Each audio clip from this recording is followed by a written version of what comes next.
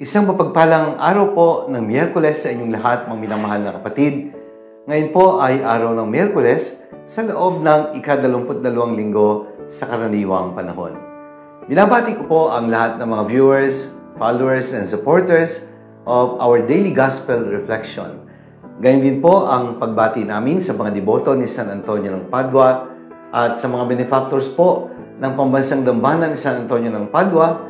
Salamat po sa inyong walang sawang pagtulong para sa pangangailangan ng Pambansang Dambana ni San Antonio sa mga programang ipinatutupad, maging ito ay sa pagpapagawa o pagpapaganda ng simbahan o sa mga programang pastoral katulad po ng pagtulong sa mga mahihirap, lalo na po sa ating mga scholars. Pagbati sa mga miyembro ng Samahang Bukas Palad ni San Antonio ng Padua at ng 1000 Club of St. Anthony. Welcome po muli sa ating Daily Gospel Reflection. Sama-sama po nating pagnilayan ang mga salita ng Diyos mula sa Ebanghelyo para sa araw na ito.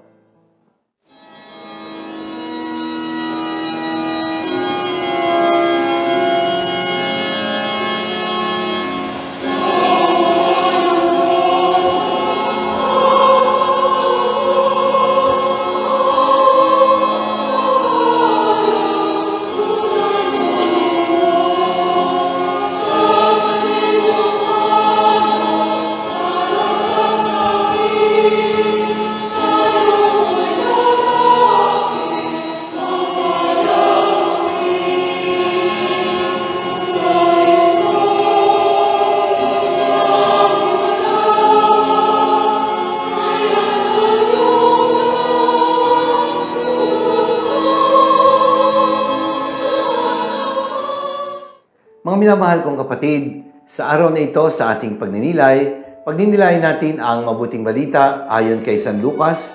Mula po ito sa ika-4 na kabanata, mga talata 38 hanggang 44. Ang title po na ibinigay ko sa ating pagninilay ngayon ay nagsasabing, The Healing Power of Human Touch.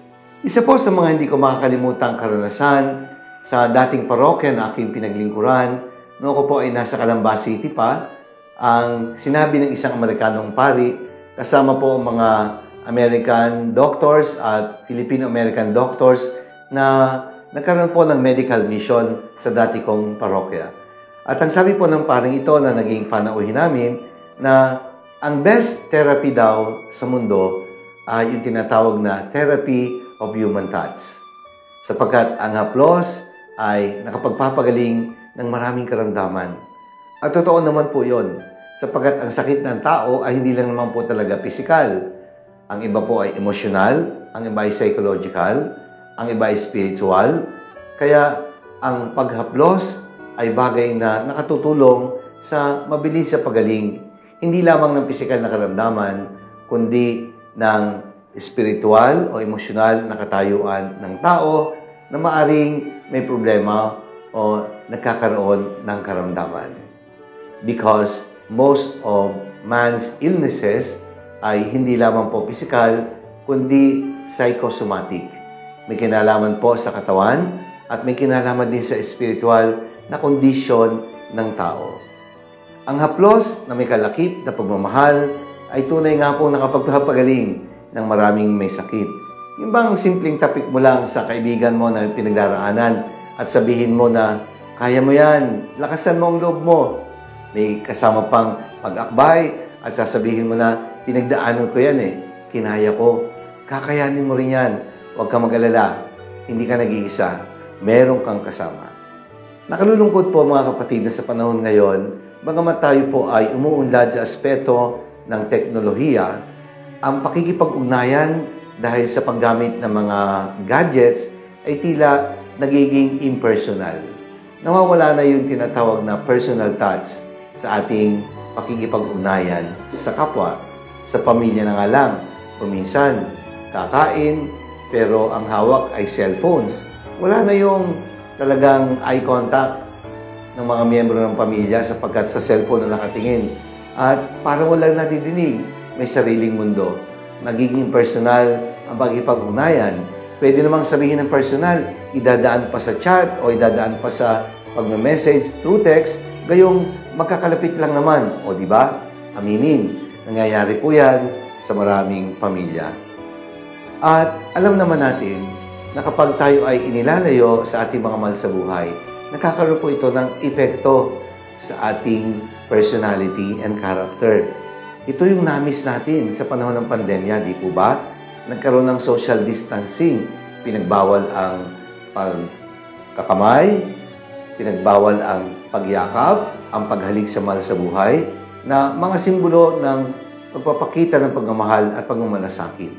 Dahil mayroong mga health protocols na kailangang sundin, ang pagdalaw sa may sakit ay pinagbabawal din. Kahit kami mga pare, hindi po kami makadalaw sa mga may sakit dahil sa pandemya, for fear of getting contaminated, sakaling ang dadalawin nga po ay may sakit at posibleng infected ng coronavirus. Kaya ang hirap kapag tayo po ay inilalayo sa isa't isa. And during the surge of the pandemic due to coronavirus, stay away from people and avoiding the act of touching them became a norm for expressing our love and concern for others. Kasi nga, sa panahon ng pandemya at mahirap ang sitwasyon, sabi ng gobyerno, safety is the best policy. Kaya, nag-iingat lang naman po. At sa mabuting balita ngayon, inilalarawan po na pinagaling ni Jesus ang biyanan ni Simon Pedro at marami pang ibang may karamdaman. Hindi lamang sa pamagitan ng kapangyarihan ng kanyang salita, kundi sa pamagitan ng paghipo at pagpapatong ng kamay sa mga may sakit. At ang kanyang mga hipo at mapatungo ng kamay ay gumagaling. Sa parang ito, higit na naipadama ni Jesus ang pagiging malapit ng Diyos. Pinatunayan niya na siya nga ang tunay na Emmanuel, ang Diyos na sumasa atin. Sapagkat ang Diyos na malayo sa pakiramdam natin ay isang Diyos na tila walang epekto sa ating personal na pamumuhay. Ang paglalapat ng katawan ng Diyos na katawang tao at ang taong may karamdaman ay nagpapakita ng mas malalim na pakikipag-ugnayan ng Diyos sa atin.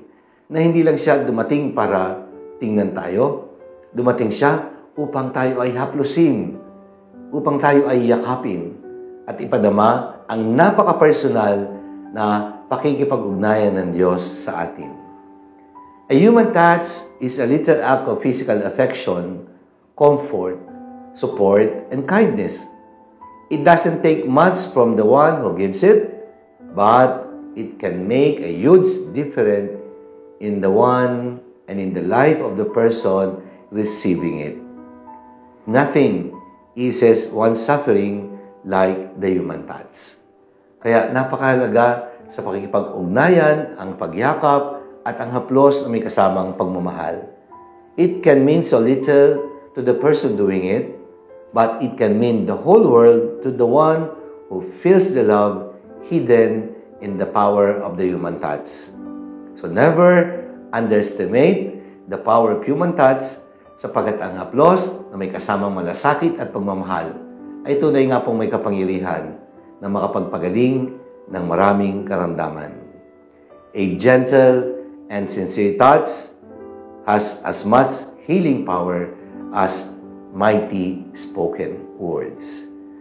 Ulitin ko po, palaging sinasabi ni San Antonio ng Padua, our actions speak louder than our words. You're not here to save the world. You are here to touch the hands that are within your reach. Sabi po ni Mother Teresa of Calcutta. You may not touch others with your hands all the time, but you can touch them with your loving smile, with your gentle words, and your acts of kindness. Just say, thank you, sorry, I love you. These are powerful words that can touch many people's lives. Kaya mga kapatid, totoo po, there is a hidden strong power in our human touch. Manalangin tayo. Ama naming mga pangyarihan, maraming salamat po sapagkat sa pamagitan ng iyong anak na si Jesus, Diyos na salita ng katawang tao, higit naming naramdaman ang pagiging malapit mo sa amin.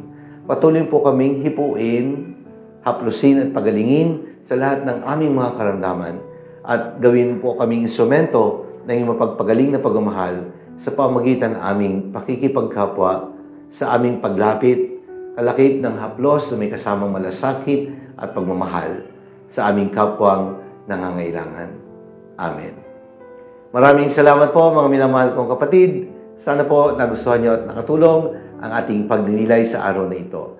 Sakaling nakatulong at nagustuhan po ninyo, i-like po ninyo at i-share. Ibahagi po natin ang mensahe ng salita ng Diyos sa ating mga mahal sa buhay, mga kakilala at mga kaibigan.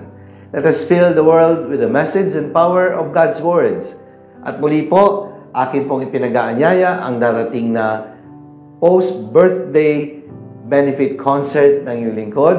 Ako po si Father Emil, performing with my band, kasama po ng ilang mga bisitang pari na magpe-perform sa nasabing konsyerto para po sa pagpapagawa ng sakristy ng simbahan at sa pondong kinakailangan ng Commission on Family and Life. Maraming salamat po at pagpalain tayo ng makapangyarihan Diyos, Ama at ng Anak at ng Espiritu Santo. Amen.